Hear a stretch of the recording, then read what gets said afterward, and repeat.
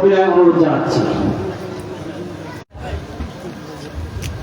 إن الحمد لله والصلاة والسلام على رسول الله وعلى آله وأصحابه أجمعين ومن تبعهم بإحسان إلى يوم الدين. وقال الله عز وجل: إنا نحن نزلنا الذكر وإنا له لحافظون. صدق الله العظيم. وقال النبي صلى الله عليه وسلم: إن الله لا يحدث العلم ولكن يحدث العلم بقبض العلماء. اتخذ الناس رؤوسا جهالا فسئلوا فأفتوا بغير علم فأضلوا وأضلوا، أو كما قال عليه الصلاة والسلام.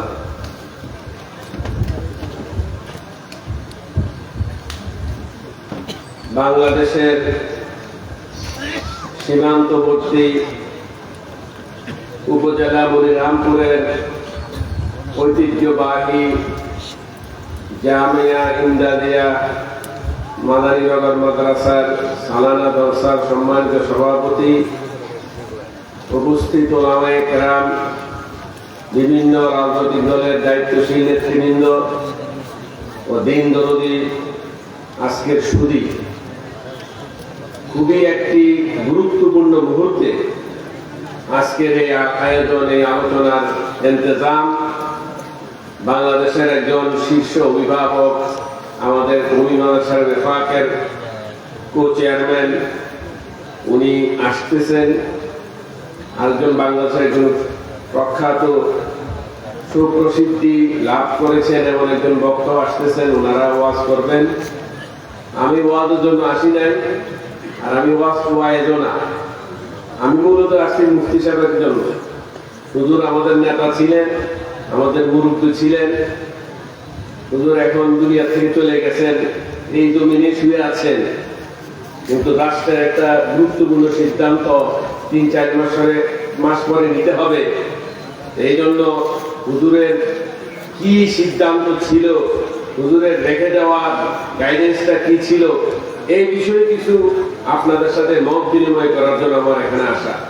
আল্লাহ তাআলা তৌফিক দান করলে আমি সেই বিষয়ে কিছু বলার চেষ্টা করব ইনশাআল্লাহ। আজকে যে জামিয়ার পক্ষ থেকে এই আয়োজন, হোয়াট ইজ দ্য টার্গেট? এটা টার্গেট তো আছে, কি টার্গেট নিয়ে আয়োজন?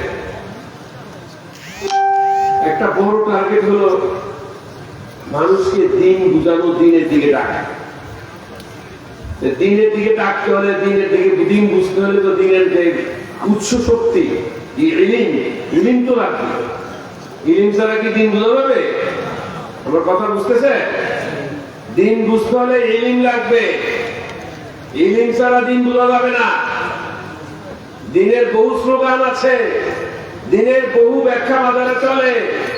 যাদের কাছে পারফেক্ট ইলম নাই, তারা দিনও বোঝে না, দিনের ব্যাখ্যাও বোঝে না। এই জন্য অথেন্টিক পারফেক্ট সহি দ্বীনের জন্য সহি ইলমের চর্চা জরুরি। সহি ইলমের চর্চার জন্য সহি দ্বীনি মার্কাজ জরুরি। আপনাদের অত্যন্ত হৃদয়ের ভালোবাসা, মনের টান, প্রাণের দাবি আজকে এই অঞ্চল দীর্ঘদিন মেহনত করতে করতে করতে করতে এক বিশাল জাতীয় প্রতিষ্ঠানে রূপ নিয়েছে, এই ইমদাদুল উলুম মাদারীনগর মাদ্রাসা। এটা শুধু মুফতি সাহেব একা করছেন তা না, উনি হয়তো উদ্যোগ নিয়েছেন, কিন্তু এর পিছনে প্রত্যেকের ঘাম, শ্রম, রক্তের বিনিময়ে আজকে এই প্রতিষ্ঠানের আয়োজন। এই মাঠে চিন্তা করছেন কোনদিন যে এখানে প্রোগ্রাম হবে? আমরা তো যতবার আসছি ওই ভিতরের মাঠে ওয়াজ নসিহত করে চলে গেছি। এখন দেখি যে আজকের যে প্যান্ডেল, এটা ওই মাঠের 3 গুণ বেশি, এবং সামনে যেভাবে লোকজন শ্রোতারা রাস্তায় দেখে আসলাম আসতেছে, সেই প্যান্ডেলও তো টাকা দিবে না। আবার শুনলাম প্রচুর মহিলারাও আসছেন চতুর্দিক থেকে। এই যে আকর্ষণ, এই যে আপনাদের এই প্রতিষ্ঠানের প্রতি চাহিদা, এটা কি একদিন হয়েছে? এটা কি এক মুহূর্তের জন্য হয়েছে? দীর্ঘদিন এর পিছনে ঘাম, শ্রম, মেহনত, মুজাহাদা পরিষ্কার করে আজকে এই বিশাল আকার ধারণ করছে। এই ইতিহাসের পাতাতে বহু পৃথিবীর শ্রেষ্ঠ শ্রেষ্ঠ ইলমি মনীষীরা এখানে কদম রেখেছেন, তাদের কদম মুবারক করেছে। মুফতি আক্তার সাহেব ইন্তেকালের পরের মাস 5-6 মাস পরেই বর্তমান দুনিয়ার সকল আলেমদের শীর্ষ অভিভাবক, একক শীর্ষ অভিভাবক দারুল উলুম দেওবন্দের বর্তমান সদরুল মুদারিসিন জমিয়তুল উলামায়ে হিন্দের আমির, উনি বর্তমানে আমেরিকা সফরে আছেন, সৈয়দ আরশাদ মাদানী সাহেব দামাত বারাকাতুহু, উনিও আসছিলেন মুফতি সাহেবের কবর জিয়ারত করেন। উনি আসছেন শুধু জিয়ারতের জন্য। আমি হুজুরের ছাত্র, হুজুর আরশাদ মাদানী সাহেব মুফতি সাহেবের উস্তাদ ছিলেন, ছাত্রকে দেখতে আসছেন, দেওবন্দ থেকে ঢাকায় আসছেন, 3 দিনের প্রোগ্রাম, তার মধ্যে উনি এখানে আসছেন যে আমি ওয়াক্কাসের কবরকে একটু জিয়ারত করতে যাব। আপনার হয়তো যারা এখানে ছিলেন ওনাকে দেখছেন, হযরত হেলিকপ্টার আসছিলেন, আয়সা জিয়ারত করলেন, বয়ান করলেন, এরপর আমার সাথে সাথে চলে গেলেন ঢাকায়। যে জুম্মা দিন ছিল, অনেকের ইচ্ছে ছিল হযরতের পিছনে জুম্মা নামাজ পড়া, কিন্তু হযরত তৌকিয়ত মানে নাই, এই জন্য আমরা আর আটকাইতে পারি নাই। যেটা আমাদের মাকসাদ ছিল এটা পূরণ হয়েছে, এই জন্য আমরা বাধা দিইনি।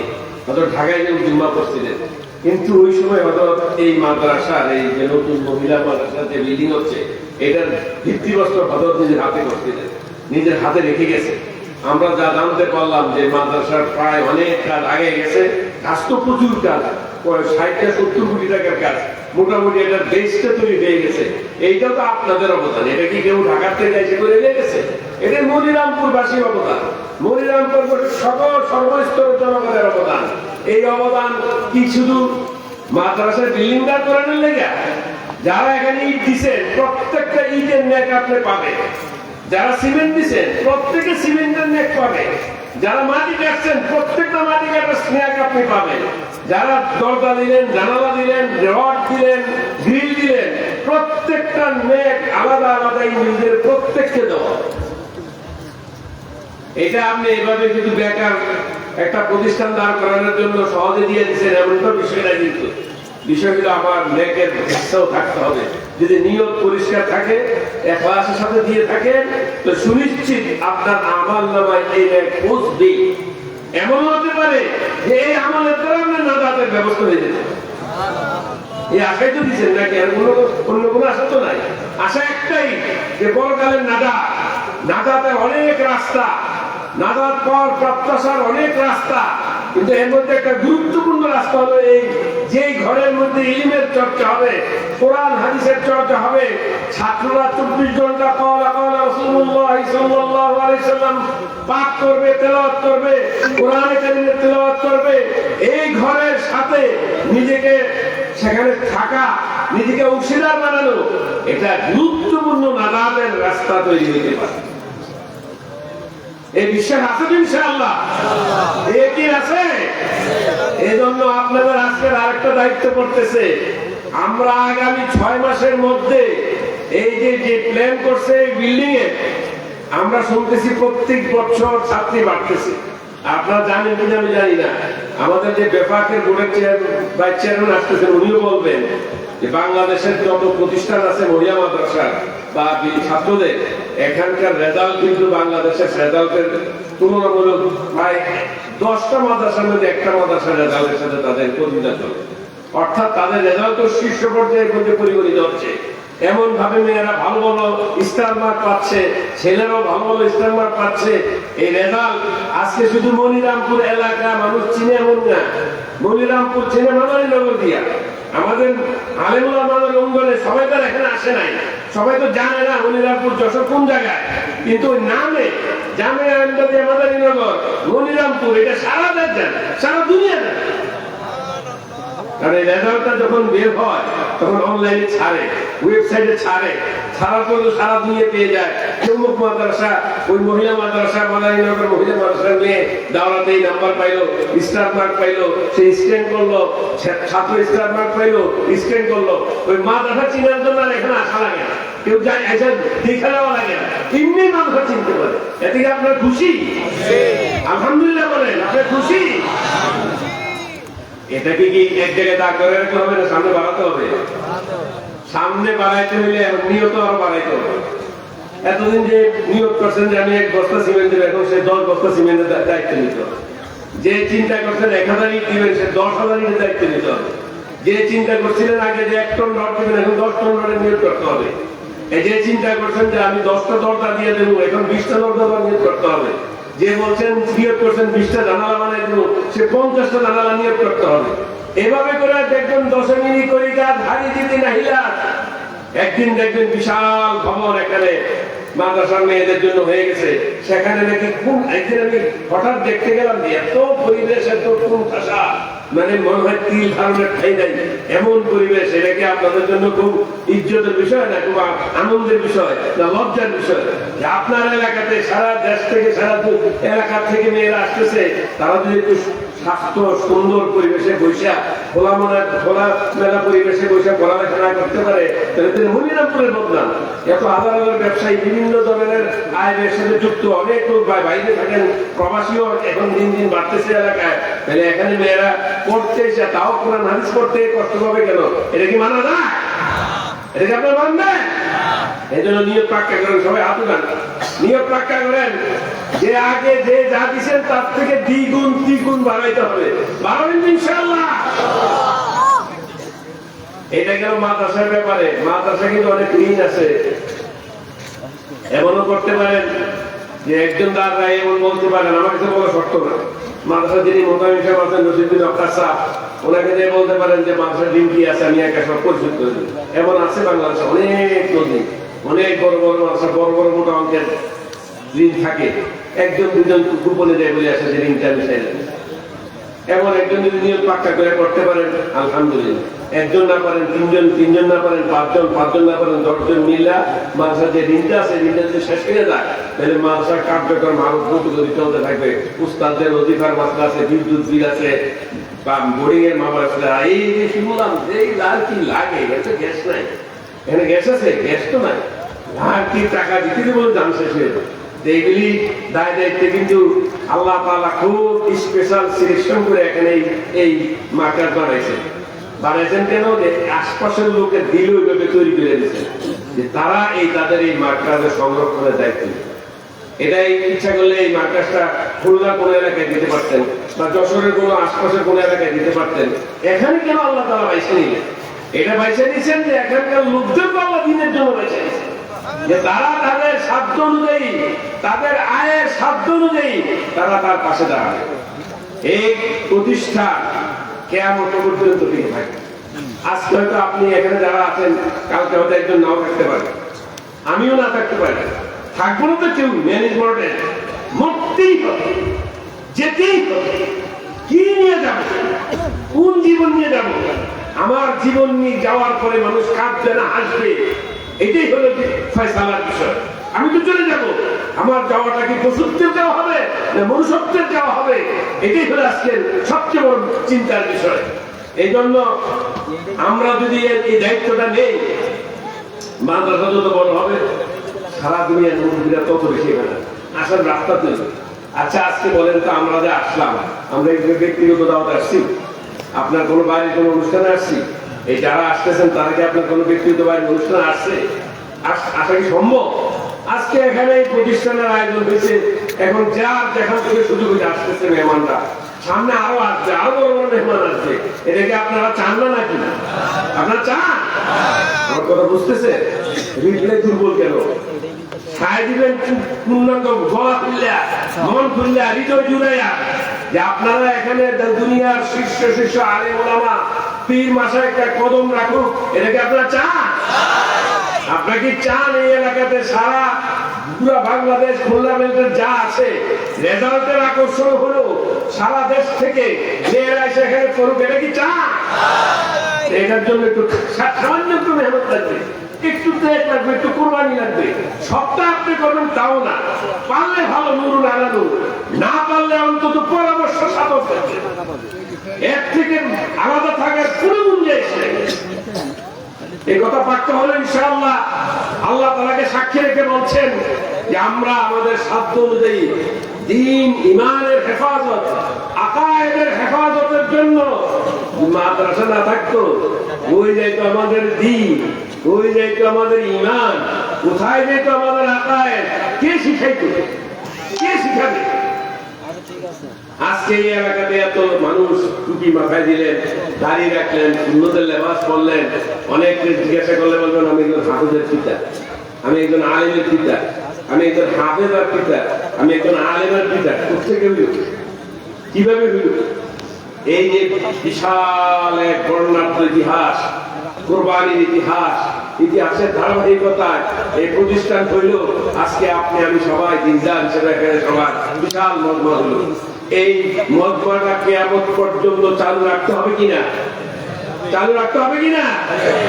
এবং আমাদের সন্তানদেরকে আপনারা দিনদার মানে দুনিয়ার থেকে যাইবেন, নাকি তাকে দিনের বিরোধী মানে দুনিয়ার থেকে যাইবেন?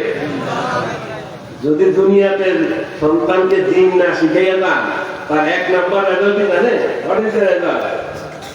বাচ্চা আপনার কবর জিয়ারত করতে যাইয়া জিয়ারত করবে না, প্যান্ট খুলে পেশাব করবে। বাচ্চাকে যদি দিন না শিখান, কোরআন না শিখান, হাদিস না শিখান, সুন্নাহ না শিখান, ফিকহ না শিখান, এই বাচ্চা আপনার কবরে লাথি মারবে, জুতা মারবে।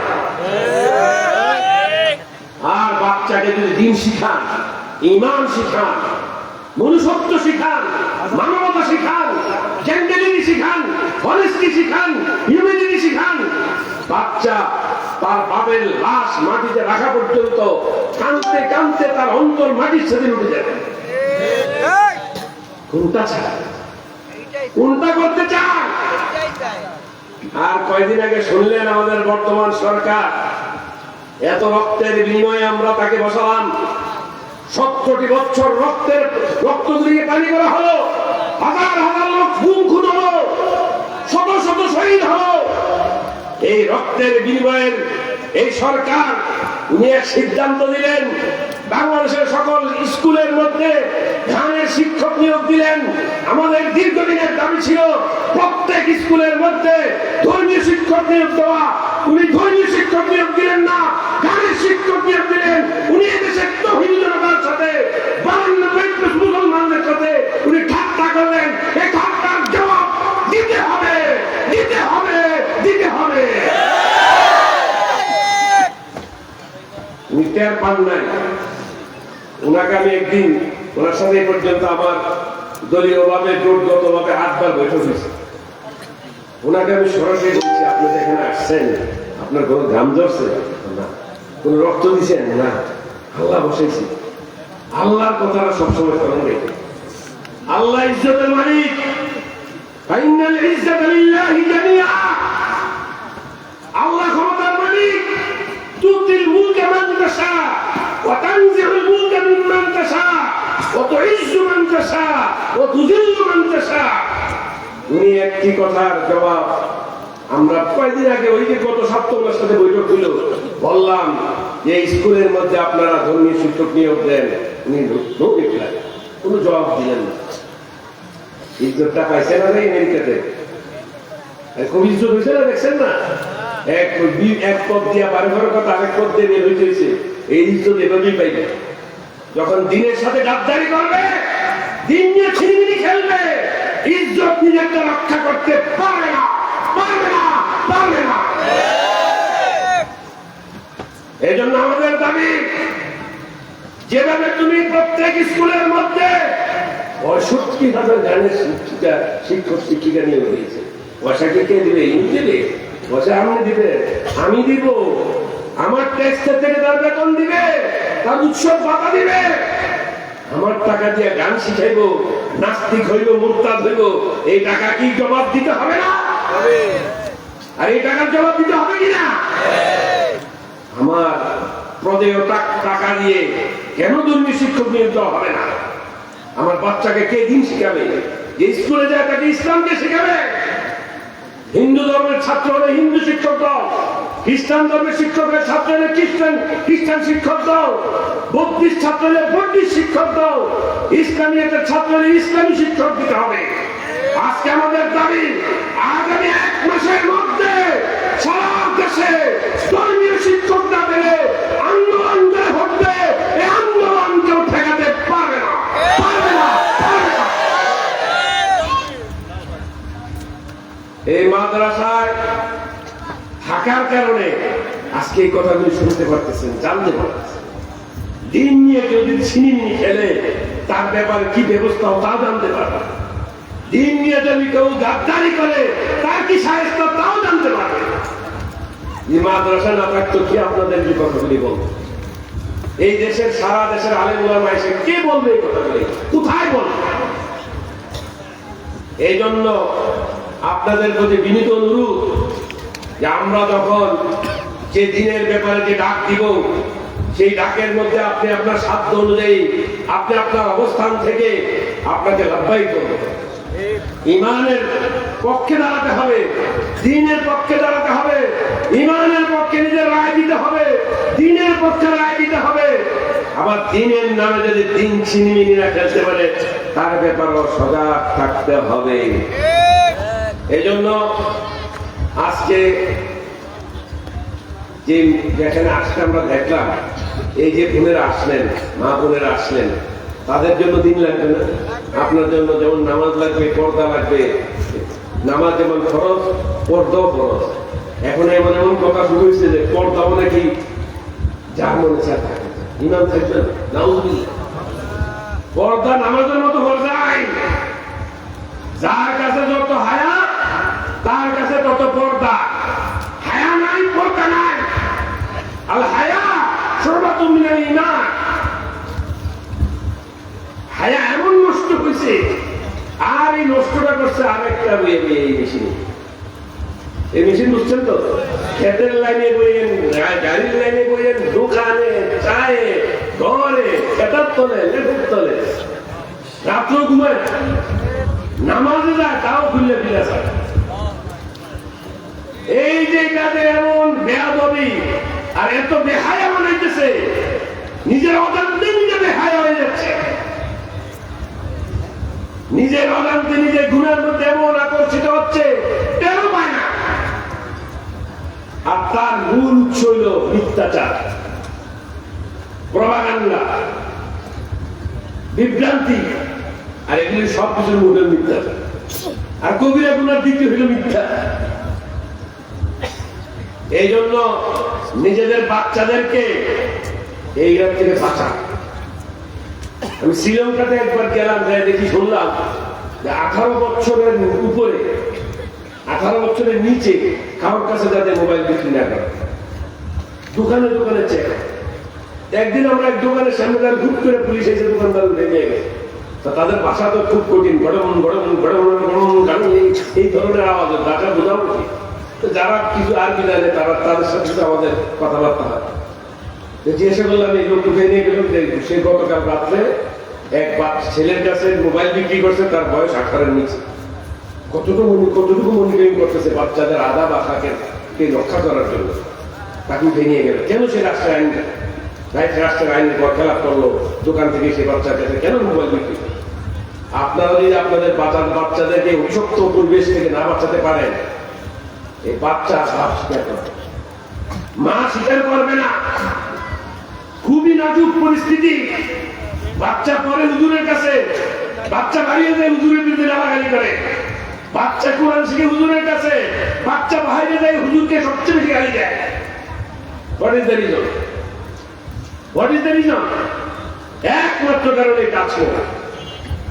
মোবাইল প্রয়োজন আছে, যোগাযোগের প্রয়োজন আছে, কিন্তু যেভাবে অবলীলায় অপব্যবহার হচ্ছে, এই অপব্যবহার কিন্তু জাতিকে ধ্বংস করে দিবে। একদিন দেখবেন যে জাতি চরম ভাবে পশুত্বের মধ্যে ডুবে গেছে। আর কিছু একটা পাইতেছে, কিচ্ছুতে কিচ্ছু মেরে ফেলে। একটা কুকুরকে মারতো তুমি নিজের মনের মধ্যে আত্মীয় উঠার, একটা মূলক হাঁস মুরগি মারতে মন কেটে উঠার কথা, মানুষকে ঢুট করে মেরে ফেলে। কিছু ছুতা ধরেই দুনিয়া থেকে বিদায় করে। How can this? How can this? What is the humility? What is mean by humility? What is the gentility? What is the humanity? What is the honesty? কি কারণ হচ্ছে? এই জন্য আপনারা যারা এখানে অভিভাবক আছেন, পুরুষ হন নারী হন, তাদের কাছে বিনীত অনুরোধ, এই মোবাইলের ক্ষেত্র থেকে বাচ্চাকে বাঁচান, প্রজন্মকে বাঁচান। ইয়া আইয়ুহাল্লাযীনা আমানু ইন জাআকুম ফাসিকুম বিনাবাইন ফাতাবায়ানু। মিথ্যা কথাটা এক ফুট একটুটাও দিনের মধ্যে ভয় লাগে না। যার মনে তার নামে মিথ্যা প্রচার করে দেয়, সমাজের সবচেয়ে সম্মানিত শ্রদ্ধ ব্যক্তি তার বিরুদ্ধে রেখে দেয়। এটার একমাত্র হাতিয়ার হলো এই মোবাইল। এই মোবাইল থেকে যাচ্ছেন না বাঁচান না। আচ্ছা, বাচ্চাকে বোঝে যে কি কথা বললে এটা আমানত রক্ষা হবে, কি কথা বললে এটা খেয়ানত হবে, এটা বুঝ আসছে। ومن يعمل مثقال ذرة خيرا يره ومن يعمل مثقال ذرة شرا يره। প্রত্যেকের কথার ওজন হবে।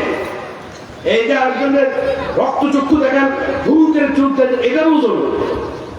নাক জুলুস করেন, দেখাই দেব, এটার ওজন হবে। আপনি কি করলেন না করলেন পরে এই জিনিসটার ওজন হবে, আপনার আমল দেওয়া হবে। এত সহজ ভাবেন না যে আমি তাকে ধমক দিয়ে এসে বললাম, একটা মেরে দিয়ে এসে বললাম এটাই শেষ না। এটার আমল ওজন হবে, রেকর্ডে রেকর্ড হয়ে গেছে। আপনি আজকাল দেখেন না, আমরা কোনো কিছু জামাতে বলে মোবাইলের ভিডিও রেকর্ড, অডিও রেকর্ডিং না দেখাই দেন। আপনি সেখানে গেছিলেন, ওই দিন এক ছাত্র গেছে যে আরেক জায়গার মধ্যে যাই আসে ইয়া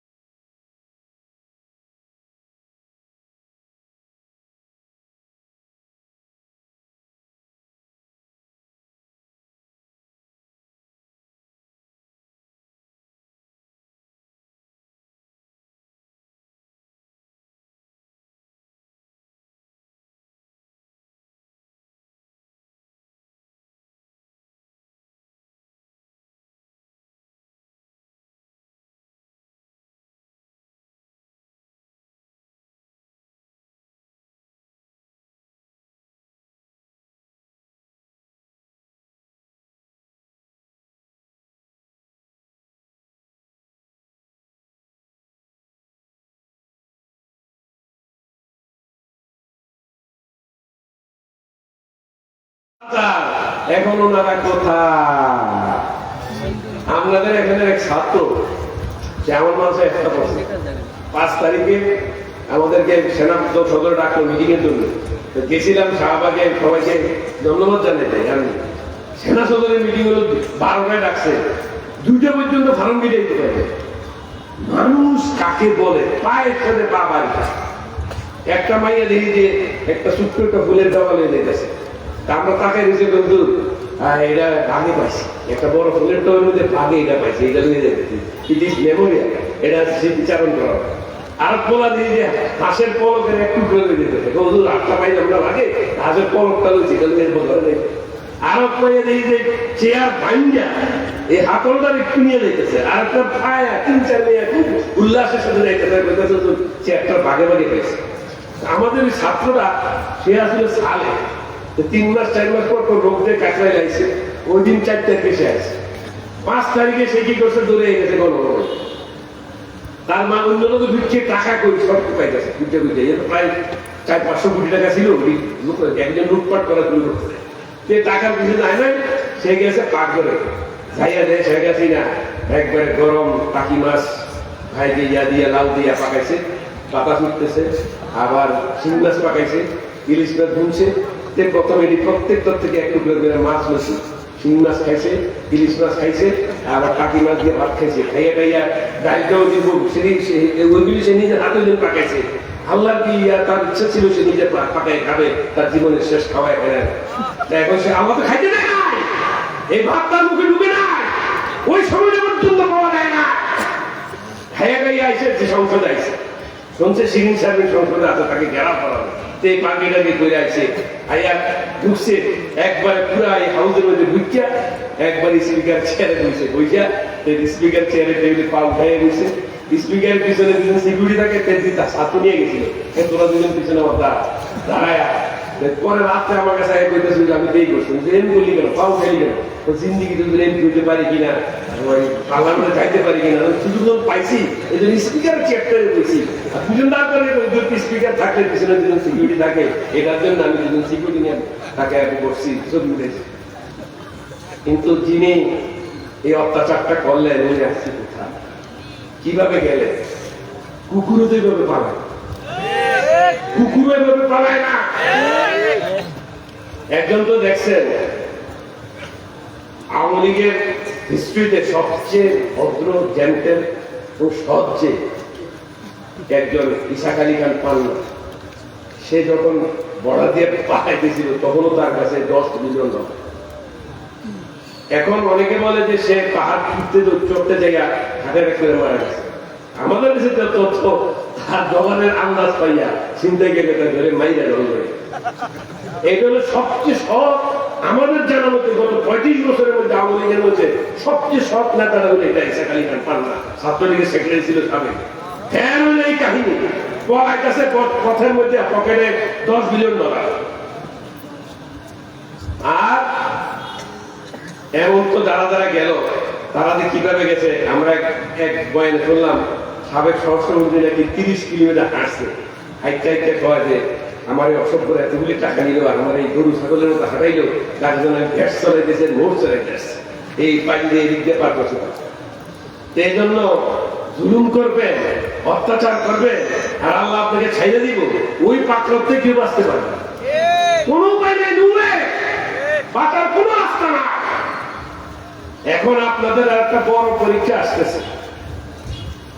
বড় পরীক্ষাটা কি? আপনাদের জাতীয় নির্বাচন সামনে। সরকারের থেকে আমাদেরকে যতটুকু জানানো হয়েছে নির্বাচন হবেই। সরকার এখন আন্তর্জাতিক পরিমণ্ডলে সেই নির্বাচনের অঙ্গীকারকে পুনর্ব্যক্ত করে আসছে। অর্থাৎ নির্বাচনের জন্য সকল স্তর, সকল শাখা প্রশাখা, অফিসিয়াল সকল কিছু প্রস্তুতি নিচ্ছে। এই নির্বাচনের জন্য রায় কাকে দিবেন, এটা আপনার ইমানের প্রশ্নের সাথে জড়িত। আপনাদের তো একটা সোজা হিসাব ছিল, মুফতি সাহেব দিয়ে গেছেন, বাচ্চা গেছেন, কোন হিসাব নিয়ে গেছেন। এখন তো মুফতি সাহেব নাই, এখন মুফতি সাহেবের প্রজন্ম যদি না বাঁচেন তাহলে কিন্তু আবার ইমানি পরীক্ষা আটকে যাবে। কথা বুঝতেছে? এই জন্য আমাদের জন্য, এই মনিরামপুরের জন্য, যশোর পাশের জন্য একজন বিজ্ঞ প্রাজ্ঞ আলেমে দ্বীন যদি বাঁচতে পারেন, তাকে নির্বাচিত করতে পারেন, আপনার যায় যদি তার পক্ষে দিতে পারেন, ওই ইমানের পক্ষে আপনি দাঁড়াবেন, আলেমের পক্ষে দাঁড়াবেন। এই রায় দিয়ে আপনি আল্লাহর দরবারে সাক্ষ্য দিতে পারবেন, জীবনে ভোট দিয়েছি, আলেমকে দিয়েছি, মুফতিকে দিয়েছি, ভোট নষ্ট করে নাই। প্রস্তুত আছেন কিনা? মনে কি সংশয় আছে? আসতে বলতে আপনারা কি আপনাদের এই অঞ্চলের জন্য, এই যশোর পাশের জন্য একজন আলেমকে পার্লামেন্টে পাঠাইতে প্রস্তুত কিনা? আমাদের জমিয়ত কিন্তু গত 26 বছর যাবৎ বিএনপির জোটের সাথে আছে। বিএনপির জোটের সাথে 4 দলে থাকতে আমাদের অনেক ইসলামী দল ছিল, জামাত ইসলাম বাংলাদেশ তারাও ছিল, এই আমাদের ইসলামী ঐক্য জোটে 5-6টা দল ছিল। বিভিন্ন রাজনৈতিক বিভিন্ন কলা কৌশলের কারণে আজকে কোন দল এখন আর বিএনপির জোটে নাই। একমাত্র জমিয়তুল ইসলাম বাংলাদেশ মুফতি আব্বাসের নেতৃত্বাধীন এই দল, এই জোটে আজ 26 বছর ধরে তাদের সাথে আছে। সামনে নির্বাচন হলে এই আসন বিএনপির নেতৃত্বাধীন জোটকে দেওয়া হবে। এটা আমাদের কাছে একবারে নির্ভরযোগ্য সূত্রে অত্যন্ত দৃঢ় আশাবাদের ব্যক্ত করা হয়েছে, অত্যন্ত দৃঢ়তার সাথে আমাদেরকে জানানো হয়েছে। এই যশোর পাশের আসন জোটের নেতৃত্বে জমিয়তের সিনিয়র যুগ্ম মহাসচিব মুফতি রশিদ বিন ওয়াক্কাসের জন্য বরাদ্দ করা হবে। আপনারা দোয়া করেন, ইনশাআল্লাহ বরাদ্দ যদি থাকে আপনারা এই সিদ্ধান্ত দেন। যারা এখন এই নারী পুরুষ যারা আসছেন, যারা ভোটার হয়েছেন, তাদের ইমানি দায়িত্ব হলো মুফতি রশিদ বিন ওয়াক্কাসকে ডানের শীষে প্রতীকের মধ্যে সিল মেরে তাকে পার্লামেন্টে পাঠানোর দায়িত্ব আজকে থেকে আপনারা গ্রহণ করছেন কিনা?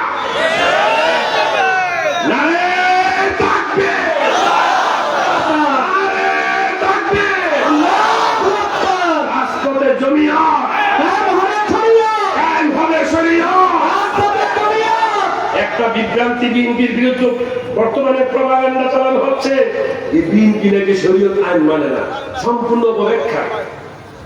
বিএনপি তার পরিষ্কার ভাষায় যারা আগে ছিলেন তারাও জানেন, এখন আমরাও জানি, পরিষ্কার ভাষায় বলছেন বিএনপি কোরআন সুন্নাহ বিরোধী কোন আইন সামনের সরকার আসলে করবে না, বিগত সরকার করে নাই। যারা কোরআন সুন্নাহ বিরোধী আইন করে না তারা অবশ্যই শরীয়তের আইনের প্রতি শ্রদ্ধাশীল বিধেই তো এই সিদ্ধান্ত নিয়েছে। যদি শরীয়তের আইনের প্রতি শ্রদ্ধাশীল না হইতো তাহলে কি তারা এই কথা বলতো যে কোরআন সুন্নাহ বিরোধী আইন আমরা করবো না? এবং তাদের সাথে আরো অনেক কথা আমাদের হয়েছে। তারা আমাদেরকে পরিষ্কার বলেছে যে আপনারা যদি সারা দেশ থেকে ম্যান্ডেট তৈরি করতে পারেন, ইসলামের পক্ষে যদি আপনারা রায় আনতে পারেন, বিএনপি সর্বপ্রথম এই ইসলামী শক্তির পক্ষে দাঁড়াবে। আপনারা দেখেছেন 2013 সালের 5 মে যখন এই ফ্যাসিস্ট সরকার শাপলা চত্বরের রক্তের পালন করাচ্ছিল, হাজার হাজার মানুষকে বন্ধুত্ব বরণ করানো হলো, শত শত লাশ ফলানো হলো, শহীদ হলো, তখন এই বিএনপির নেত্রী, জোট নেত্রী বেগম খালেদা জিয়া আজ বেঁচে আছেন। তাকে দুনিয়ার থেকে শেষ করে দেওয়ার জন্য এমন কোন চেষ্টা, আমার মনে হয় শেখ হাসিনা ঘুম থেকে উইটার চোখ খুললেই দিকে তো খালেদা জিয়া আসেনি। যদি আসে তখন আবার চোখ বন্ধ করে বুক আত্মীয় এমন তাচ্ছিল্য করছে, মনে আছে পার্লামেন্টে দাঁড়ায় গেছে মনে না বলছে না, এভাবে মানুষের জীবন নিয়ে সে তাচ্ছিল্য করছে, ঠাট্টা বিদ্রুপ করেছে। আল্লাহ তাআলা তাকে চাটা পিটা করে দেশ থেকে বের করে দিয়েছে। আর খালেদা জিয়াকে ইজ্জতের সাথে আজকে মানুষের মধ্যে তাকে রেখে দিয়েছে। এই খালেদা জিয়া বলেছিল আলেম ওলামাদের পাশে দাঁড়াও, তারা দ্বীনের জন্য আসছে, তারা দ্বীনের কথা বলার জন্য আসছে। এই যে বিএনপি আহ্বান জানাইলেন সর্বোচ্চ পদ থেকে, এর অর্থ হলো ইসলামী জাগরণ আসলে, ইসলামী শক্তি দাঁড়াতে পারলে তারা তাদের পাশে থাকবে। উইল প্রমিস আমরা এই কথা নিশ্চয়তা দিতে পারি। যদি কোন অন্য অপশক্তির কোন ছাড়া না থাকে, কোন পশ্চিমা দুনিয়ার কোন নীল নকশা না থাকে, এবং সারা গণমাধ্যমের যেই জরিপ পাওয়া যাচ্ছে, ইনশাআল্লাহ বিএনপি আগামী নির্বাচনে 80% ভোট পেয়ে জয় হওয়ার গণমাধ্যম রিপোর্ট পেশ করেছে। যদি হয় ইনশাআল্লাহ আগামী দিনে অনেক আলেম ওলামারা পার্লামেন্টে যাবেন, দিনের পক্ষে ভোট দিবে, দিনের পক্ষে তারা ভূমিকা রাখবেন। আপনারাও ইতিহাসে আবার স্বর্ণযুগের ইতিহাসের সাথে জড়িত হবে। আপনারা 86-তে 88-তে 2001-এ মুফতি আব্বাস সাহেবের পক্ষে রায় দিয়ে সারা দেশের একজন বিজ্ঞ আলেমকে পার্লামেন্টে পাঠানোর যে কৃতিত্ব অর্জন করেছেন, তার যোগ্য সন্তান হিসেবে তার সন্তানকে যদি আবার পার্লামেন্টে পাঠান, আবার সোনালী ইতিহাসের সেই স্বাক্ষর হয়ে আপনারা থাকবেন। প্রস্তুত আছেন ইনশাআল্লাহ? আবার আসবো ইনশাআল্লাহ আপনাদের কাছে। মা বোনদেরকে বলে যায় ওই জান্নাতের টিকিট এমন টিকিট নিয়ে যে টিকিট দিয়ে আবার জাহান্নামের দরজা বন্ধ করা যায় না, এরকম জান্নাতের টিকিট নিয়েন না। জান্নাতের টিকিট নিবেন তো জান্নাতে যাইতে পারেন, আলেমদের পক্ষে থাকেন। আপনাদের প্রতি বিনীত অনুরোধ, কোন বিজ্ঞানকে আপনারা কান দিবেন না, কোন অপপ্রচারে কান দিবেন না। ইনশাআল্লাহ আল্লাহ তাআলার ফয়সালা থাকলে আগামী ফেব্রুয়ারিতে 26 ফেব্রুয়ারিতে যে নির্বাচন হবে, আমাদের দৃঢ় আশাবাদ, আল্লাহর জাতের প্রতি পূর্ণ তাওয়াক্কুল, আল্লাহর জাতের প্রতি ইয়াকিন, আপনারা আপনাদের মূল্যবান রায় দিয়ে রশিদ বিন আব্বাসকে পার্লামেন্টে পাঠাবেন ইনশাআল্লাহ। আল্লাহ তাআলা সবাইকে সঠিক উদ্যান করুন। ওমা আলাইনা ইল্লাল বালাগ, নাসরুম মিনাল্লাহি ওয়া ফাতহুন করিম। ওমা আলাইনা।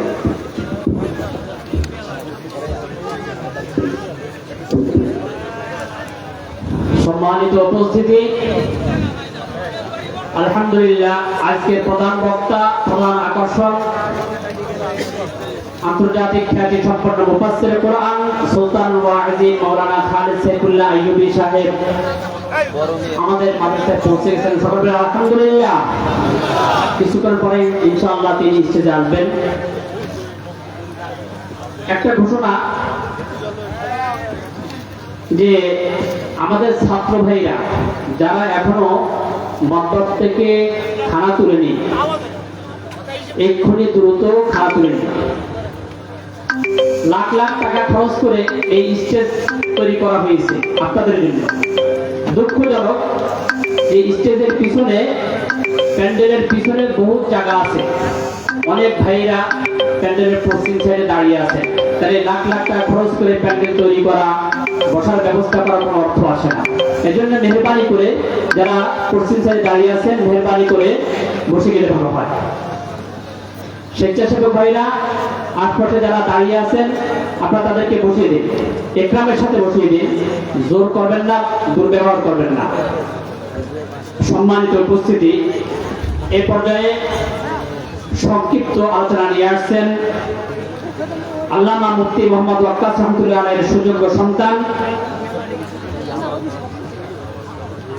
মাদ্রাসার পরিচিতি এবং মাদ্রাসার আয় ব্যয়ের সংক্ষিপ্ত বর্ণনা নিয়ে আসছেন জামিয়া ইমদাদিয়া মাদারীনগরের মুহতামিম হযরত মাওলানা রশিদ বিন ওয়াক্কাস।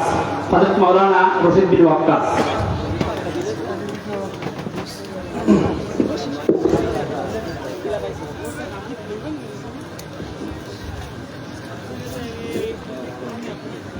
السلام عليكم ورحمة الله.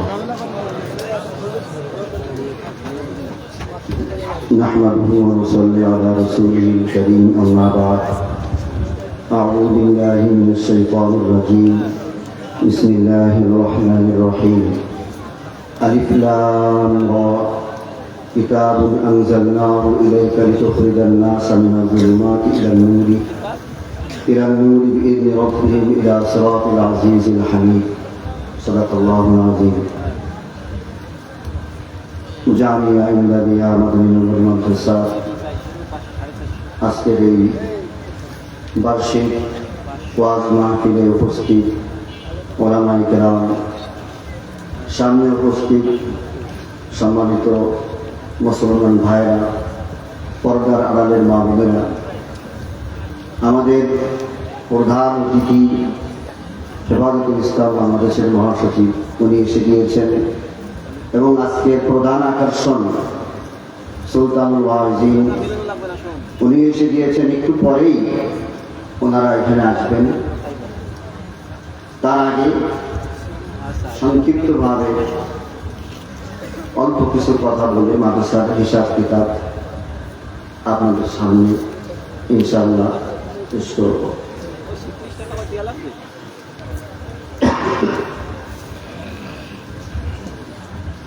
রাসূল সাল্লাল্লাহু আলাইহি ওয়াসাল্লাম এর আগমনের আগে আল্লাহ পাক আরো দুইটি ধর্ম, ইহুদি এবং খ্রিস্টান ধর্ম, এই দুইটি ধর্মের জন্য দুইজন জলিলুল কদর নবী পাঠিয়েছিলেন। ইহুদি ধর্মের যে নবী ছিলেন হযরত মূসা আলাইহিস সালাম, যার কথা কোরআনে কারীমের মধ্যে সবথেকে বেশি বার এসেছে। আর তার পরবর্তীতে খ্রিস্টান ধর্মের যে নবীকে আল্লাহ পাক পাঠিয়েছিলেন হযরত ঈসা আলাইহিস সালাম, আজীব এক নবী ছিলেন, যার জন্ম আল্লাহ পাক ব্যতিক্রম ভাবে পিতা ছাড়া করেছিলেন। আল্লাহ পাক এই দুই জাতিকে তাওরাত এবং ইনজিল দান করেছিলেন, দুইটি কিতাব দান করেছিলেন। সময়ের পরিবর্তনে এই আহলে কিতাব ইহুদি এবং খ্রিস্টানরা নিজেদের স্বার্থে আল্লাহর কিতাব এর অপব্যাখ্যা করত, তাওরাতের অপব্যাখ্যা করত, ইনজিলের অপব্যাখ্যা করত। নিজেদের স্বার্থে যে কথা আজকে এক কথা বলত, আবার কিছুদিন পরে ওই কথা পরিবর্তন হয়ে যেত। কোরআনে কারীমের মধ্যে আল্লাহ পাক তাদের সম্পর্কে বলছেন, আল্লাযীনা ইউহাররিফুনাল কালিমা মিন বা'দি মাওয়াদিহি, আল্লাযীনা ইউহাররিফুনাল কালিমা মিন বা'দি মাওয়াদিহি, যারা আল্লাহর কিতাবের কালিমাত তাহরীফ করে। মুফাসসিরিন কিরাম লিখেছেন তাহরীফের দুই অর্থ। এক হলো তারা তাওরাত এবং ইনজিলের শব্দের পরিবর্তন করেছে কিছু জায়গায়, আর একটা হলো তাওরাত ইনজিলের যে কথা ছিল এটার অপব্যাখ্যা করেছে এবং কোথাও কোথাও গোপন করেছে। আল্লাহ নবী যখন এসেছেন ওই সময়টা আইয়ামে জাহিলিয়াত বলা হয়। ওই সময় আইয়ামে জাহিলিয়াত বলা হলেও ওই সময় দুইটি কিতাব ছিল, তাওরাত এবং ইনজিল, এবং তাদের ব্যাপক অনুসারী ছিল। তাওরাত ইনজিলের আলেম ছিল, তাদের গির্জা ছিল, ধর্মীয় পণ্ডিত ছিল, কিতাব পড়া হতো। কিন্তু সব কিছু পড়ার পরেও তারা আল্লাহর দ্বীন এবং আল্লাহর কিতাবকে নিজেদের মতো করে ব্যাখ্যা করে। রাসূল সাল্লাল্লাহু আলাইহি ওয়াসাল্লামের আগমনের আগে আহলে কিতাব থাকার পরে, তাওরাত থাকার পরে, ইনজিল থাকার পরে ওই সময়কে আইয়ামে জাহিলিয়াত বলা। ইতিহাস লেখে যে ওই সময় হেদায়েতের প্রকৃত বাতি নিভে গিয়েছে। আল্লাহ নবীকে আল্লাহ পাক কোরআনে কারীম দিলেন। কোরআনে কারীমের মাধ্যমে আল্লাহ নবীর নবুয়তের সূচনা হলো। আল্লাহু ওয়ালিয়ুল্লাযীনা আমানু ইউখরিজুহুম মিনাল যুলুমাতি ইলান নূর। আল্লাহ পাক ঈমানদারদেরকে যুলুমাত, শিরক এবং কুফরের যুলুমাত থেকে, দালালাত, গোমরাহির যুলুমাত থেকে, ভ্রান্ত আকীদা এবং বিশ্বাসের যুলুমাত থেকে হেদায়েতের আলোর দিকে মুমিনদেরকে আল্লাহ পাক বের করে নিয়ে আসলেন। যারা জাহান্নামের দ্বার প্রান্তে উপনীত হয়েছিল, ওয়া কুনতুম আলা শাফা হুফরাতিন মিনান নারি ফাআনকাযাকুম মিনহা। আল্লাহ পাক যারা জাহান্নামের দ্বার প্রান্তে উপনীত হয়েছিল তাদেরকে আল্লাহ রহমতে নবীর মাধ্যমে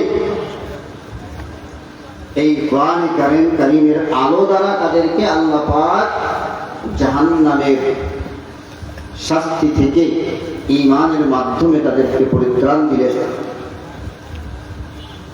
রাসূল সাল্লাল্লাহু আলাইহি ওয়াসাল্লামের দাওয়াতি কার্যক্রম এগিয়ে চলল। যারা ওই সময় পরিত্রাণ পেলেন তারা কি করেছিলেন? হযরত হুযায়ফাতুল ইয়ামান রাদিয়াল্লাহু আনহুর হাদিস, আমি বেশি কথা বলবো না, দুই চারটে কথা বলবো।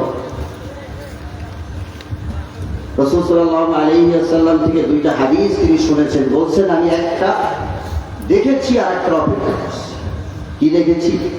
বলছেন, আন্নাল আমানাতা নাযালাত ফি জাযরি কুলুবিল মুমিনিন। আমানত মুসলমানের, ঈমানের হৃদয়ের মধ্যে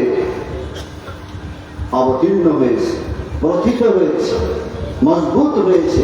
তাদের ঈমানের আমানত, ঈমান তাদের কলবের মধ্যে এসেছে। ফাআলিমু মিনাল কুরআন ওয়া আলিমু মিনাস সুন্নাহ। তারা এই যে নাজাত পেয়েছে কিসের মাধ্যমে? কোরআন শিখেছে, সুন্নাহ শিখেছে। কোরআন শিখেছে, সুন্নাহ। আজকে বলেন কয় পার্সেন্ট লোক আছে কোরআন শেখা তো পড়ে, কোরআনের ভিতরের জ্ঞান করার কথা, কোরআন সহি সূত্র করে কয় পার্সেন্ট লোক পড়তে পারে? কয় পার্সেন্ট পারে? 10% পারে? আজকে এখানে ইমামতি যদি বলা হয় যে এখন ইমামতি ট্রেনিং, এখানে একজন করে সিলেক্ট করবো যে ইমামতি করতে হবে, এখানে যারা আছে দিনদার মানুষ, শতকরা যদি এখানে 2000-5000 লোক থাকে, 500 লোকে ইমামতি করতে পারবে? 2 রাকাত নামাজ পড়াতে পারবে? পারবে? তাই হিদায়াতের আলো পেয়েছিলেন কুরআনের মাধ্যমে। কিসের মাধ্যমে? আলিমু মিনাল কুরআন ওয়া আলিমু মিনাস সুন্নাহ, এবং আল্লাহর নবীর হাদিসের মাধ্যমে। কোথায় আমরা আর কোথায় কোরআন? কোরআনের শিক্ষা কোথায়? না কোরআন আছে আমাদের কাছে, না কোরআনের শিক্ষা আছে। আমি যে আয়াতে কারিমা পড়েছি, আল্লাহ পাক এখানেও কথা বলেছেন, আলিফ লাম রা কিতাবুন আনজালনাহু ইলাইকা লিতুখরিজান নাসা মিনাল যুলুমাতি ইলান নূর। আমি কিতাব নাযিল করেছি আপনার কাছে, লিতুখরিজান নাস, মানুষকে জুলুমাত, অন্ধকার, শিরক এবং কুফরের অন্ধকার থেকে হেদায়েতের আলোর দিকে মানুষকে নিয়ে আসার জন্য। এই কিতাব কোরআন এইটাই একমাত্র মাধ্যম। এই কোরআন কি আমার কাছে আছে, আমার মুখে আছে, এর অর্থ আমার হৃদয়ে আছে, এর হুকুম আমার শরীরে আছে। আমি মুসলমান, আমি জান্নাতের আশা করি। যাদেরকে আল্লাহ পাক জাহান্নাম থেকে পরিত্রাণ দিয়েছেন তারা সবাই কোরআন শিখেছে, আল্লাহর নবীর হাদিস শিখেছে। আমরা আস্তে আস্তে আমাদের মধ্যে দ্বীনের তাহরির মানসিকতা, যে আমি জান্নাত পাবো, জান্নাতের মালিক তো আল্লাহ, আর আমি জান্নাতের আশা করছি আর ইসলাম মানার চিন্তা করছি আমার মনে। আমি অফিসে চাকরি করে বেতন নেওয়ার আশা করছি, কিন্তু ডিউটি করার মানসিকতা রাখি যে আমার মন মতো ডিউটি করবো। অফিসের বস বেতন দেবে, হ্যাঁ, সকাল 10টা থেকে বিকাল 5টা পর্যন্ত ডিউটি। আমি চিন্তা করছি ডিউটি করব, আমি বিকাল 5টার পর থেকে ডিউটি করবো। আজকে মুসলমান যত সময় আসছে দিন থেকে দূরে সরে যাচ্ছে, দূরে সরে যাচ্ছে। দিনকে একটা খেলার বস্তু বানাই নিয়েছে। দিনের তাহরিফ হচ্ছে। আল্লাহ পাক নারী এবং পুরুষের উভয়ের জন্য এই দিন নাযিল করেছেন। পুরুষ এবং নারীর মধ্যে আল্লাহ পাক পার্থক্য নির্ণয় করে দিয়েছেন। নারীদের জন্য দিন সহজ করেছেন। নারীদের দায়িত্ব কমিয়ে দিয়েছেন। নারীদের জন্য কোনো জিহাদ নেই। আল্লাহ নবীর সাথে প্রথম শহীদ হযরত সুমাইয়া রাদিয়াল্লাহু আনহার ব্যাপারে অপপ্রচার চালানো হয়। প্রথম শহীদ হয়েছে, তিনি কোনো জিহাদের ময়দানে শহীদ হননি, তাকে বাড়িতে অত্যাচার করে শহীদ করা হয়েছে। আল্লাহ নবী যখন প্রথম বদরের যুদ্ধ করেন, ওই সময়ে মুসলমানদের সৈন্য বেশি দরকার ছিল না, এখন দরকার বেশি? বলেন, মহিলা দরকার ছিল না এই সময় বেশি? একজন মহিলা সাহাবী বদরের যুদ্ধে আল্লাহ নবীর সাথে অস্ত্র দিয়ে জিহাদ করেছেন? করেননি। আজকে বড়দিন ইহুদিরা সারা বড়দিনের নামে যেমন মহিলাদেরকে ঘর থেকে বের করছে, মানুষ দিনের নামে মহিলাদেরকে বের করছে।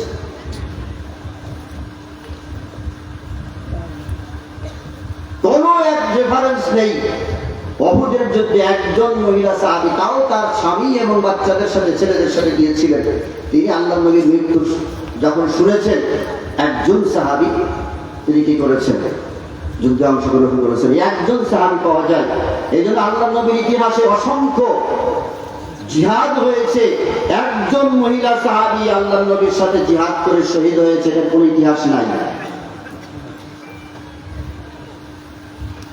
আল্লাহ তাআলা নারীদের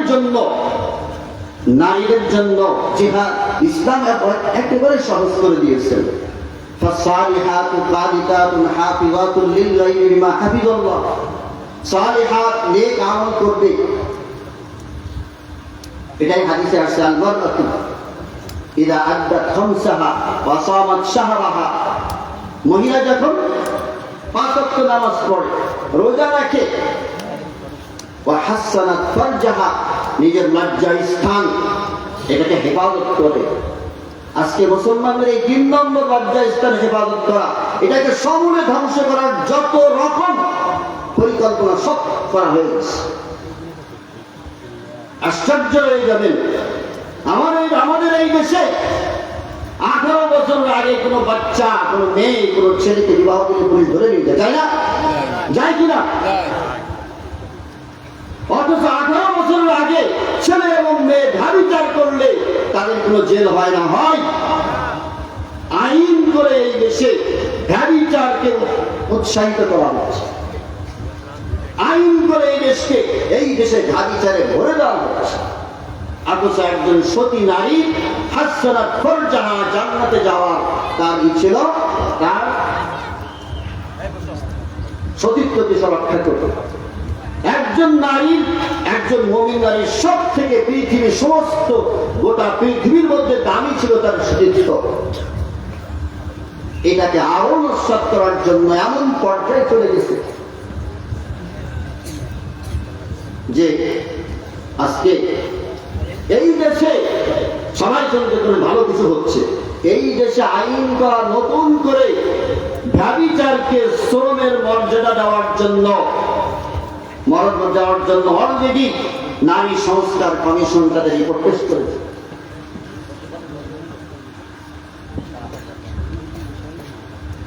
চিন্তা করতে পারেন, এই দেশে মুক্তিযোদ্ধার সম্মানের ভাতা দেওয়া হয়, নারীদেরকে সম্মানী বেশ্যাবৃত্তিকে একটা সম্মানের বস্তু বানানোর জন্য তাদেরকে 10,000 টাকা ভাতা দেওয়া হচ্ছে। ইসলামের তাহরিফ শুরু হয়েছে, খবর নেই কোনো। নতুন আইন করেছে, নতুন আইন, এখন থেকে বিবাহ এবং তালাক রেজিস্টারের ক্ষেত্রে নারী পুরুষের পরিচয় থাকবে না।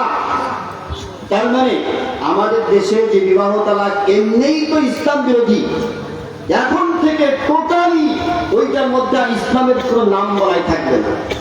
মহিলার মধ্যে একাত তালাক দিতে, অনলাইনে তালাক দিতে, কোনো শর্ত লাগবে না। টোটাল এই আমাদের এই পরিবেশটাকে, আমাদের মুসলিম এই পারিবারিক ব্যবস্থাকে জারদের কারখানা বানানোর সমস্ত আয়োজন চূড়ান্ত হয়ে গেছে।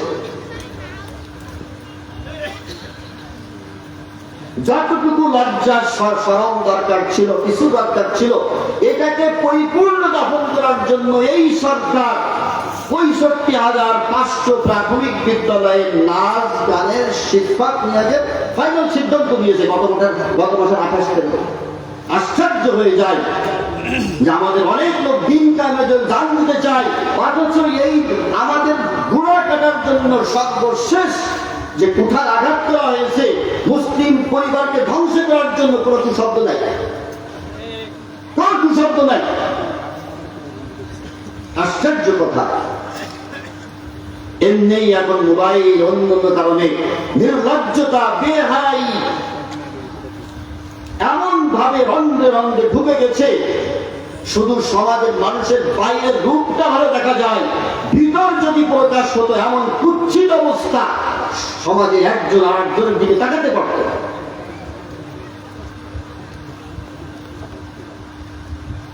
মহিলাদের জন্য সব থেকে গুরুত্বপূর্ণ ছিল তাদের হাসানাত ফরজাহা, তাদের সতীত্বের হেফাজত। সেটার গলা কাটা হয়ে গেছে। সবাই চিন্তা করছে আল্লাহ রহমত। দেখেন একটা কথা বলি, আল্লাহ নবীর স্পষ্ট কথা, সুদের সাথে জড়িত ব্যক্তি আল্লাহর নিকটে অভিশপ্ত। আমি তো মনে করি দিনদার মানুষের মস্তিষ্ক বিকৃত হয়েছে।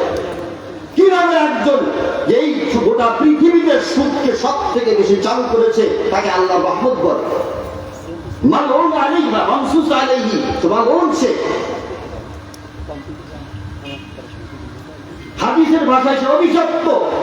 টুপি মাথায় দিয়ে নামাজ পড়ে ওয়াজের ময়দানে বসে আল্লাহ রহমত, লা হাওলা ওয়ালা কুওয়াতা ইল্লা বিল্লাহ।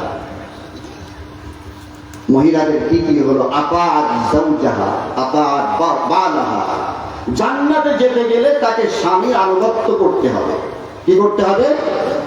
স্বামীর আনুগত্য করতে হবে। মহিলাদের মধ্যে বদ্দিনের নামে, মহিলা পুরুষের সমান অধিকারের নামে যেমন তাদেরকে জাহান্নামের দিকে ধাক্কা দিয়ে ফেলে দেওয়া হচ্ছে, দিনের নামেও এটা করা হচ্ছে।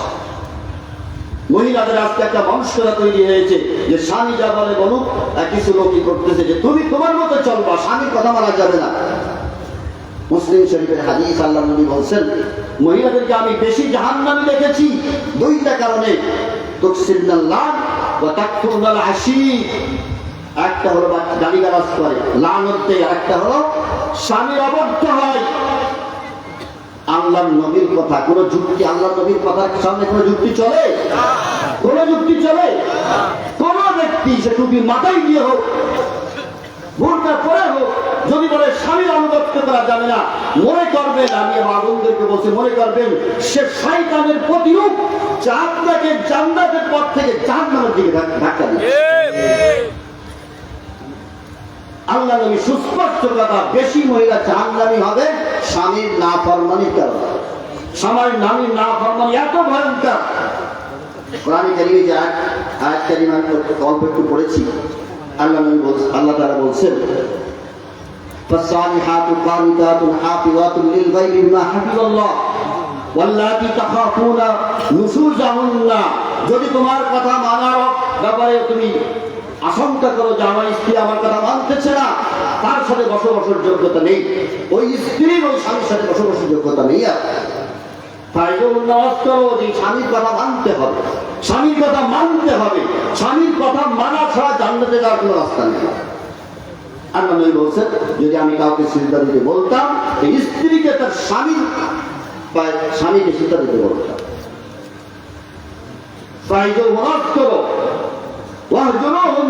বিছানা আলাদা করে দাও, যে আমার কথা না মানলে তোমার সাথে আমার দাম্পত্য জীবন চলবে না।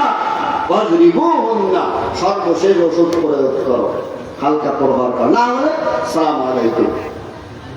আজকে আমাদের মা বোনদের বিরাট একটা অংশ মনে করতেছে স্বামীর হুকুমের বাইরে যে জান্নাতে যাবে। আল্লাহর কসম করে বলছি, স্বামীর হুকুম অমান্য করলে জান্নাত না, কোরআন এবং হাদিস বলছে তার জন্য জাহান্নাম অবদান। এই জন্য মা বোনদেরকে বলবো, অপশিক্ষা না, সঠিক শিক্ষা গ্রহণ করুন। আর এই সময়ে সঠিক শিক্ষার জন্য মহিলা মাদ্রাসার কোনো বিকল্প নাই। মহিলা মাদ্রাসার আলিমুল কোরআন ও আলিমুল সুন্নাহ, বিশেষ করে বাচ্চাদের জন্য, মেয়েদের জন্য এখন মহিলা মাদ্রাসার কোনো বিকল্প নাই। আমাদের সকলের মুরব্বী মরহুম মুফতি ওয়াক্কাস রাহিমাহুল্লাহ অত্যন্ত দূরদর্শী ছিলেন। তিনি তার দূরদর্শিতার মাধ্যমে বুঝতে পেরেছিলেন যে মহিলাদের শিক্ষা দরকার বড় আকারের। এই জন্য এখানে 4.5 একর জায়গার উপরে 3 লক্ষ স্কয়ার ফিট বিশিষ্ট একটি মহিলা মাদ্রাসা তিনি এখানে পরিকল্পনা করে, মাস্টার প্ল্যান করে সব কিছু করাই গিয়েছিলেন। আল্লাহ তাকে নিয়ে গিয়েছেন। এই সময়ে মেয়েদের দিনদারি, সঠিক ইসলামের শিক্ষা দরকার। না হলে ওই ইহুদি খ্রিস্টানরা তারাও দিন শিখত, কিন্তু সেটা ছিল আইয়ামে জাহিলিয়াত। তারাও দিন শিখেছে, কিন্তু কোরআন বলে তারা হেদায়েতের পরিবর্তে জুলুমাতকে আঁকড়ে ধরেছে। তারা দিনের জন্য ব্যয় করেছে, কিন্তু তারা জান্নাতের পরিবর্তে জাহান্নামের পথের দিকে অগ্রসর হয়েছে। সঠিক কোরআনের ব্যাখ্যা, সঠিক হাদিসের ব্যাখ্যা, সঠিক যেটা সঠিক ওটা কোনো সময়ের পরিবর্তন হয় না। তাই স্পষ্ট মনে রাখবেন, 15 বছর আগে একরকম ব্যাখ্যা ছিল, এখন আর এক রকম হয়নি। আর মা বোনদেরকে বলবো, মা বোনদের উপরে কোনো শরীরী জিহাদ নেই। আল্লাহ নবী একটা দলকে, একটা মহিলাদের জামাতকে পাঠিয়েছেন, কোন সাহাবীরা পাঠিয়েছেন যে যাও পৌঁছা বাড়িতে দাঁড়িয়ে চলে যাও, একা একা স্বামী ছাড়া ঘুরে বেড়াও। এর কোনো ইতিহাসে নেই। এগুলো সম্পূর্ণ ইসলামের কালচার, ইসলামের যে সংস্কৃতি এর বিপরীত। এটা ইসলামের বোকা। আল্লাহ নবীর থেকে বিশেষ যদি বোঝে, সে কি নাজাত, সে কি হেদায়েত করে না গুমরাহ হবে? বলেন, আল্লাহ নবীর থেকে কেউ বেশি বুঝতে পারবেন? আল্লাহ নবীর সাহাবাদের থেকে কেউ বেশি দিন বুঝতে পারে? কেউ বুঝেছে আল্লাহ নবীর সাহাবাদ থেকে বেশি দিন, যাদের ব্যাপারে আল্লাহ তাআলা জান্নাতের সার্টিফিকেট দিয়েছেন। কোথায় কোন দিন মানুষের কাছে এখন কোন দিন নিয়ে ঘুরে বেড়াচ্ছে আল্লাহ পাক জানেন। যে আল্লাহ নবীর থেকে বেশি বোঝে। আল্লাহ নবীর সময় মুসলমানের সংখ্যা কম ছিল, বেশি ছিল, আর এখন কম? হ্যাঁ, না এখন বেশি? তাহলে সেই সময় যদি প্রয়োজন হতো দাওয়াতের জন্য, জিহাদের জন্য, আল্লাহ নবী মহিলাদেরকে পাঠাতেন কিনা বাইরে? হ্যাঁ, পাঠাইছেন। কেউ দেখাতে পারবে? আমি এখানে বসছি, দেখান হুজুর পাঠাইছেন। কতজন সাহাবী তো শহীদ হয়েছে, কতজন আহত হয়েছে, কোন যুদ্ধে আল্লাহ নবী পাঠাইছেন? এই জন্য সঠিক কুরআন হাদিসের ব্যাখ্যা বর্তমান সময়ে এক শিক্ষার একরকম শিক্ষা ব্যবস্থার নামে আলিয়া মাদ্রাসাকে ধ্বংস করে দেওয়া হয়েছে। আমাদের ইলম এবং হেদায়েতের মার্কাজ, একটা মার্কাজকে ধ্বংস করে দেওয়া হয়েছে, শুধুমাত্র এই কওমি মাদ্রাসা রয়েছে।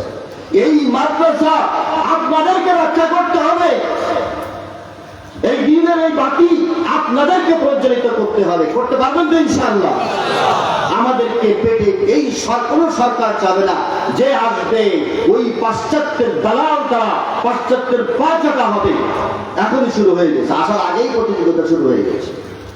সাধারণ মুসলমানকে এই দিনের মার্কাজকে, দিনের কেন্দ্রগুলিকে রক্ষা করতে হবে। সম্মিলিতভাবে, সম্মিলিত প্রয়াসে শুধু আল্লাহর সন্তুষ্টির জন্য কারা কারা এই ধরনের দিনের মার্কাজ রক্ষার জন্য প্রস্তুত আছেন, হাত উঁচু করেন। আল্লাহ পাক সবাইকে কবুল করুন।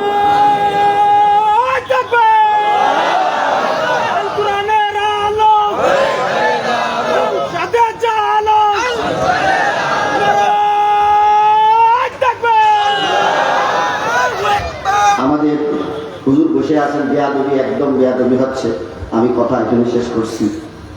আপনাদের ভালোবাসা, আপনাদের মহাব্বতে এই মাদ্রাসা চলছে। গত বছর এই প্রতিষ্ঠানে আমাদের সাধারণ তহবিলে 2,05,40,532 টাকা আয় হয়েছিল। আর লিল্লাহ তহবিলে 2,09,35,657 টাকা আয় হয়েছিল।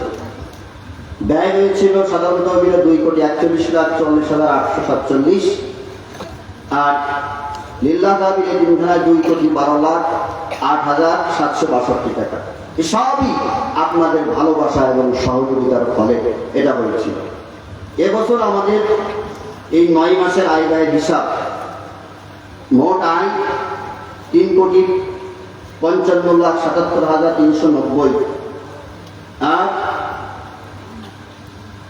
মোট ব্যয় ঋণ সহকারে, ঋণ আছে 25,82,203 টাকা সহকারে 3,55,000।